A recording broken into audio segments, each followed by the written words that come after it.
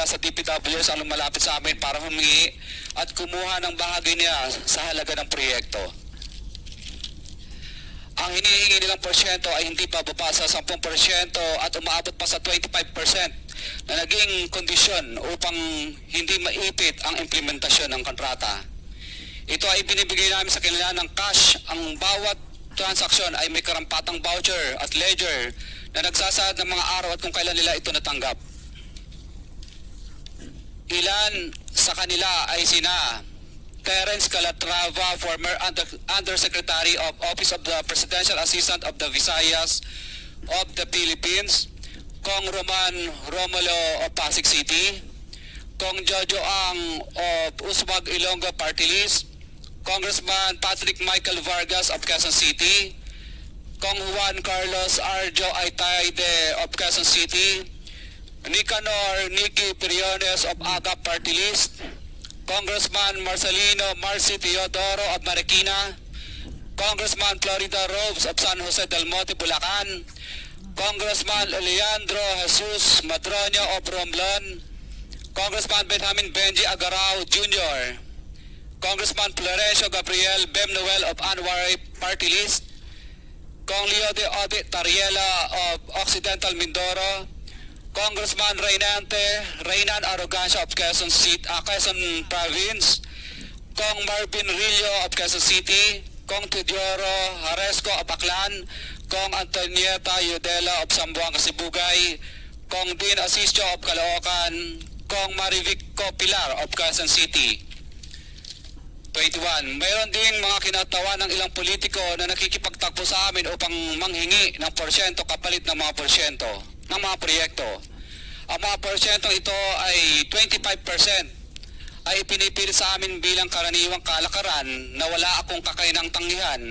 Ilan sa kanila ay sina Regional Director Eduardo Virgilio of DPWS Region 5, Director Ramon Ariola III of Unified Management UPMO, District Engineer Henry Alcantara, DPWS Bulacan First, Undersecretary Robert Bernardo, District Engineer Aristotle Ramos of DPWS Metro First, Pasig City, District Engineer Manny Bulusan of DPWS North, Manila, Deo, District Engineer Edgardo Sipingal of DPWS Bulacan, Sabdeo, District Engineer Michael Rosaria of DPWS Quezon Second, Deo. Karamihan sa mga kawani ng DPWS na nabanggit sa itaas ay paulit-ulit na binabanggit ang delivery ng pera ay para sa kay Saldico na dapat at least 25%. Si Kong Marvin Rillo naman ay ilang beses na binabanggit ang pangalan ni Speaker Martin Romualdez bilang kanyang malapit na kaibigan.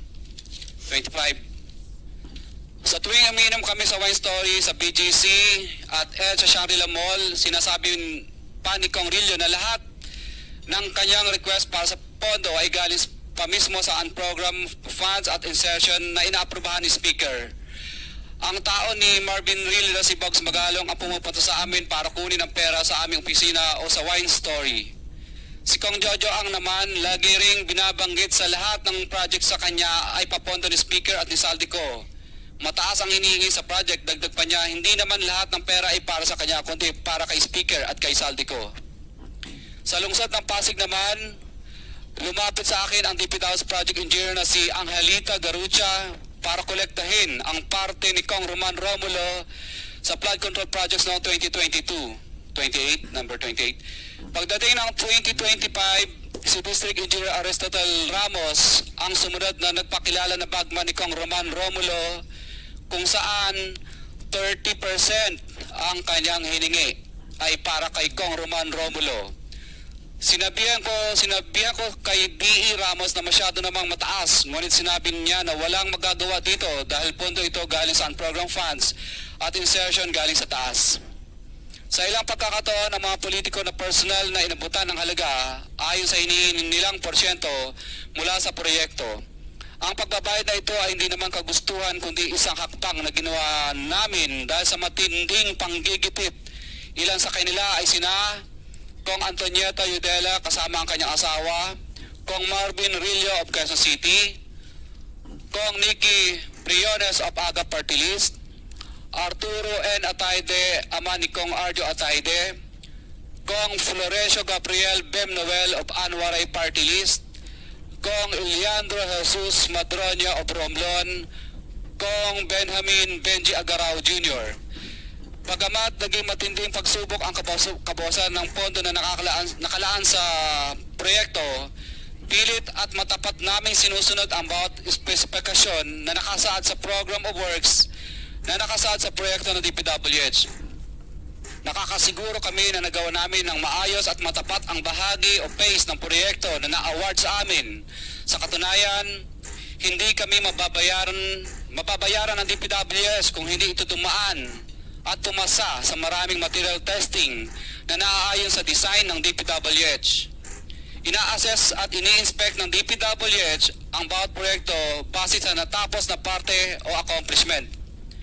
Napilitan kami na i-absorb ang kabawasan na ito na nagdudulot ng maliit na kita o pagkalugi sa ilang projects. Para makabawi, pinadamihan na lang namin ang partisipasyon sa mga projects. Taliwas sa mga lumalabas na may mga impormasyon sa publiko, hindi kailanman kami gumawa ng ghost projects.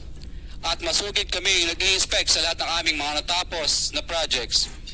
Handa po kaming tumistigo ng walang pilit at kusang loob bilang state witness at sabihin ang lahat ng nangyayaring katiwalaan ng Kamara, DPWH at iba pang mga kawani ng gobyerno upang gawin ang tama. Kami ay lubos na humingi ng tulong sa Senate Blue Ribbon Committee na pinamumuno ng buting Chairman Senator Dante Marcoleta at kay President Bong Blas sa DPWH ang lumalapit sa amin para humingi at kumuha ng bahagi niya sa halaga ng proyekto. Ang hinihingi nilang porsyento ay hindi bababa sa 10% at umaabot pa sa 25% na naging kondisyon upang